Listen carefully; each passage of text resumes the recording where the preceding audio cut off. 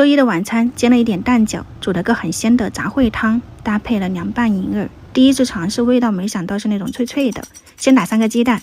开学的下午我就特别开心了，早上没醒神啊，下午我就去喝甜品，然后买衣服啥的，耳根子终于清净了。蛋液里面我是加了一点水淀粉的，它这样煎出来比较定型。锅热以后喷上一点点油，然后放上少量的鸡蛋液，用个勺子刮一下边缘，摊薄一点，中间放上肉馅，然后凝固了以后，你就用个铲子这样子覆盖一下，一个蛋饺就搞定了，很简单，也挺快速的。那个肉馅是生的啊，你这个东西要么蒸要么煮，全程最小火煎，火大了你就把锅端起来，这样就搞定了。我这里是一共做了15个，有3个是这一种啊，没有说做的特别完美的，没有覆盖好或者是戳破了的，自己家里面吃咱不讲究。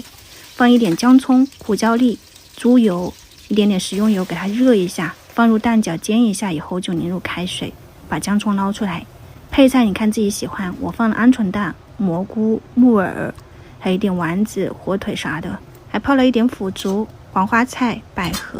多煮一会儿，煮到汤汁浓郁以后，你加点盐、白胡椒粉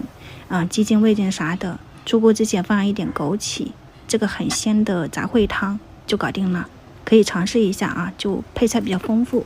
然后锅里面就没有刷锅，直接放入清水，刚好上面有一点油，我们就烫了一个生菜，放上自己做的那个黑葱油，淋上生抽，这个白灼生菜。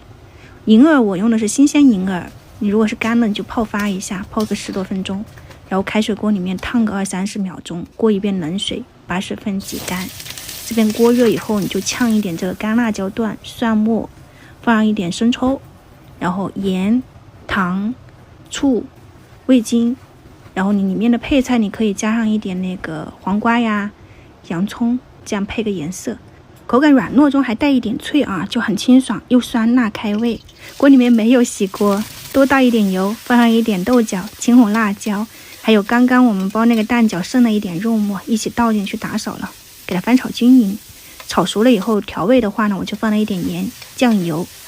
比较简单的小炒豆角搞定了。今天的晚餐供你来参考一下，做的比较多一点的蛋饺你就放到冰箱去冻起来。我们明天早上再见，拜拜。